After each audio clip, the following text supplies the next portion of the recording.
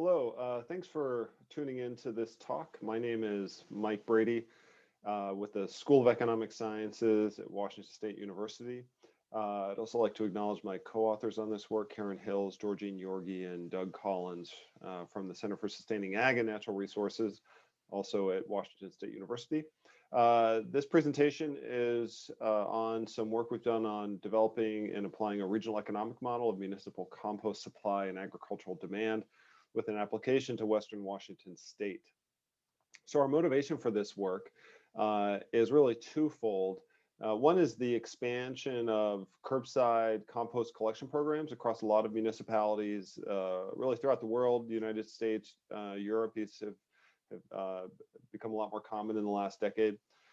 But then also the fact that in some areas, the demand for the compost that's being produced as a result of these programs has been inadequate, and really so that there's not the demand has not sort of arisen to use the available supply. Our specific interest on the demand side is agriculture. So agriculture is a critical component of potential demand because of its scale. So agriculture can use just a lot of compost relative to other uses like residential uses.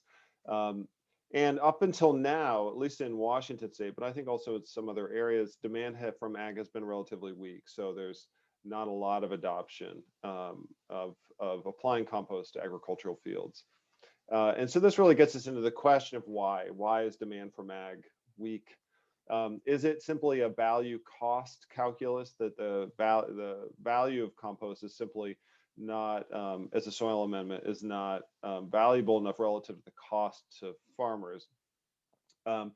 Or is it more of an issue where value does exceed cost in a lot of situations, but concerns over things like contaminants are keeping a lot of farmers from using compost?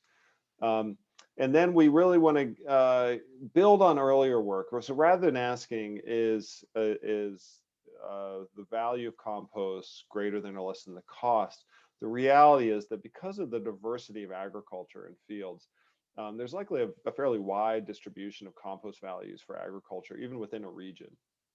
And so we really want to build out our approach here and not just try to pinpoint one average value for compost. We want to account for the distribution of compost values because you don't really need compost to be applied to every single field. Just a lot of being applied to some fields where it's most valuable would absorb a lot of supply. So that's where we're really trying to build from previous work.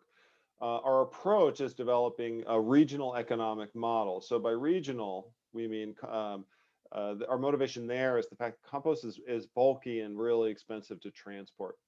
So supply and demand are linked regionally. In most cases, it's going to be difficult for compost use to be compost to be used in one region and supplied from another. It's a little bit like water for irrigation in that way. And so it makes sense to have a regional model where supply and demand are within the same area. An economic model is the economic model component of this is looking at the value of compost for specific crop and field locations using sort of the canonical supply demand curve approach. And then to identify for how many fields or how much compost is the value likely to exceed the cost of producing and transporting it. And an important potential application of these findings is to identify the crop and soil conditions where it's really there's a lot of uncertainty over whether or not compost value is greater than or less than the cost. There's really three potential cases. One where the value almost certainly exceeds the cost to compost. Another situation where the value of compost is almost certainly less than the value of compost is almost certainly less than the cost to compost. But then to identify the areas where it's uncertain, and those are the situations where we could really benefit from targeted field trials to really pinpoint exactly what the yield effects are and what the application rate should be for compost, because that's really what determines the value of compost in addition to the additional net revenue per acre that's generated because of using compost. So let's jump into that. How do we value compost? So first thing to mention in this case, we're being fairly strict about the value of compost. We're really only considering the private or the direct value to the farmer from using compost. We're not thinking about sort of also environmental benefits from a farmer using compost to say reducing other fertilizer use. Um, or compost substituting for other inputs, which generates value. And we're taking a sort of a lower bound here because of we don't want to rely on the assumption that any policy sort of pays farmers for environmental benefits. Or farmers have also told us they're hesitant to significantly alter their production systems using compost. It's likely to be they're just going to add compost to what they're already doing. That could change over time, and again, this may be a lower result in us producing a lower bound estimate of compost value. But that allows us to though identify if we see a situation where compost value almost certainly exceeds cost, it may be even higher, right? So really kind of trying to be more of a situation of having a lower bound estimate, a little more conservative. So there's four key parameters to calculating compost value: net revenue without compost that we get from, well, I'll tell you that just here in a second. So net revenue without compost, the alpha is the yield increase from compost, the total land area planted in each crop. So K, the subscript there is by crop. So these are all crop specific numbers, and then total compost applied. And then the value calculation there is really the additional revenue you get divided by the amount of compost that you use. That'll give you value per unit of compost. So some of these things we know a lot better than the others. And as I mentioned before, we have a lot of uncertainty over compost, the yield effect from using compost. There was a meta-analysis by Wortman et al. 2017. That's our best source, looking across of a lot of studies. 27 to 43% yield increase. Compost application rates, we just have to make an assumption. Again, there is important to recognize that there's a lot of uncertainty there as well. Net revenue per acre, we rely on enterprise budgets from different sources. Sometimes we have really relevant budgets. Other times we have to sort of combine budgets because we don't have an enterprise budget for a specific crop in a region. But usually we can piece those together. And then total land area planted, that we know in a fairly accurate way based on just survey and remote sensing data for a given region, how many acres of each crop are grown. So when we combine at least those first three, we can get to look at what the value of compost is per crop. And again, we're assuming here that the compost is used at a fixed application rate. So, and that's the first column. And the application rate is based on our understanding of nutrient conditions. And so raspberries are lower than the others. And then we have our net revenue per acre from the budgets. And at the very last column there, you get a compost value. So that really shows the importance of taking sort of a regional perspective where you think of the full distribution of compost values everywhere from just under $1, which is almost certainly well below the cost of providing compost by an order of magnitude at the very least. All the way up to 60, almost $60, well, over $60 per cubic yard. So a huge range of value. And that really shows why it doesn't make sense to try to come up with a single average value of compost for agriculture for a region. Okay, so then how do we expand that though to make a regional demand curve, right? So an economic demand curve is a functional relationship that shows the value per unit value of each additional unit of compost. So the way to construct a demand curve is you take all the most valuable applications of compost here up to about 600 or so cubic yards. And that's if we flip back to the previous slide, that's the mixed vegetable. So that's where compost is likely to have the highest value. So we have acreage of mixed vegetable for the region. And then we think about compost being applied. And as long as it's still each unit of compost is being applied to mixed vegetables, it has a constant marginal value or additional value for another unit of compost. That changes once we've run out of mixed vegetable acreage to add this onto. And so then we're on to our next most valuable crop. So that's why you have that step function appearance. And so on until you get down to the very end there where we'd be applying it to wheat, which has a very low value. Now the step function sort of shape is inconvenient in a lot of ways for looking at kind of thinking about supply and demand together. And also, even within mixed vegetables, there's probably a lot of variation, either due to the exact vegetables that are grown or how close they are to a farmer's market. So what we do is we use an approach that fits a smooth curve, a smooth, like a monotonically decreasing curve, um, where the price or the value of compost as a function of quantity of compost sort of smoothly fits that, and that gets us our downward sloping demand curve. And it's that sort of helps in our analysis later on, and sort of smooths out the step function. But that gets us, that's how we get our regional compost demand curve. What about supply? So supply is a lot easier, at least given the assumptions we think are valid to make. So an economic supply curve maps out the cost of producing each additional unit of compost. In our case, I think it's reasonable to assume that there's a constant marginal cost of supplying compost.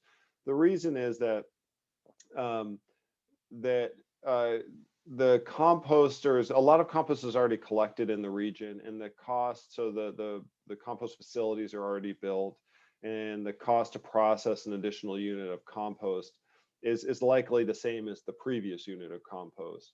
So we're for a fairly wide range relative to where compost is currently being supplied. Additional compost or a little bit less compost can be supplied at the same per unit cost. So this allows us to assume that the supply curve, or which is maps out the marginal cost of supplying compost, is constant, or just a horizontal line, if we put it with the cost of compost on the y-axis and the quantity on the x-axis. And based on a lot of surveys of compost producers, in addition to thinking about the transportation cost to farms, the number we arrive at is $28 per cubic yard. Okay, so how do we combine supply and demand to predict a regional quantity of compost used? Well, the first thing you can see is that $28 is a lot less than the $60 of value. So that's the first thing, is saying, it's likely that there's situations where the value of compost exceeds the cost of supplying it. So it seems like some amount of compost should be transacted.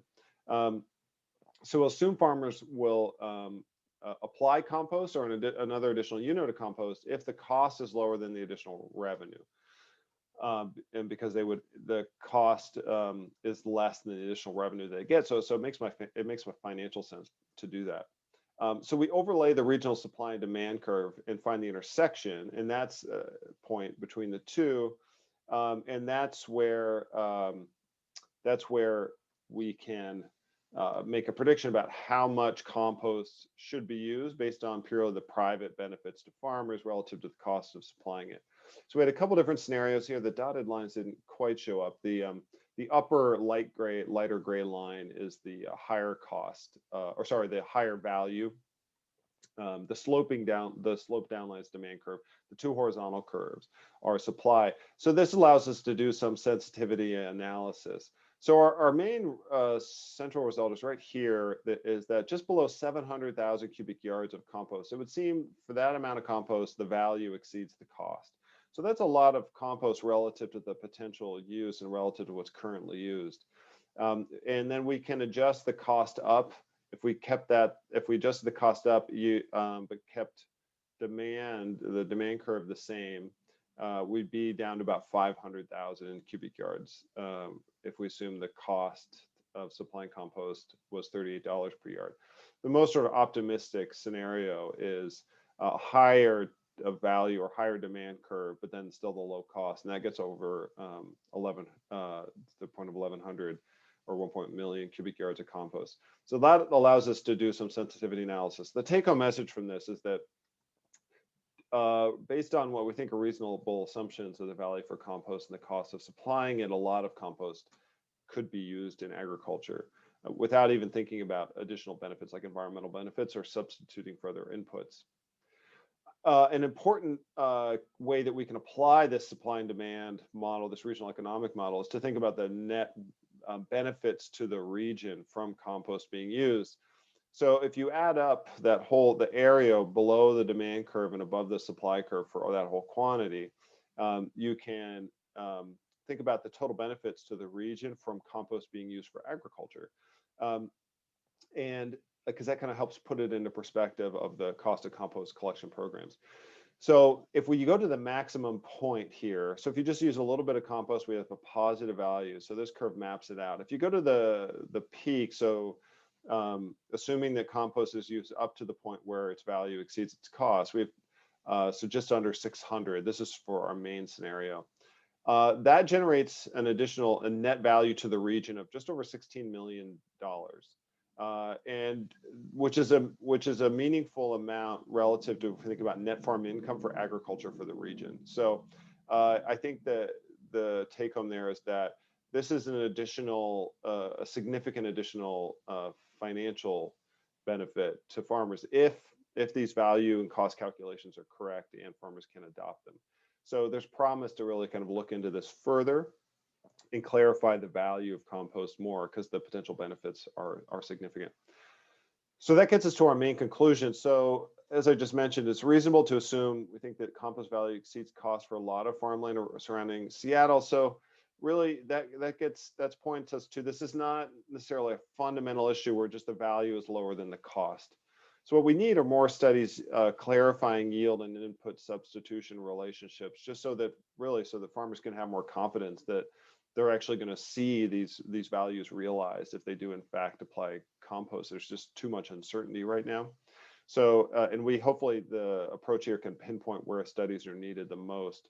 And then we also need to understand that even if you do that, are there things that are standing in the way, like food safety concerns around contaminants in compost, that even if the value greatly exceeds the cost, that concerns over things like FSMA or Food Safety Modernization Act, or that relate to contaminants of compost getting into food, the farmers just don't want to take that risk, even if they have a potential financial benefit from using compost. So we think this is a valuable contribution to this literature, and also points to important avenues for future research. Thanks for tuning into this talk, and I hope you found it to be valuable. And you can always email me at bradym@wsu.edu with any comments or questions. Thank you.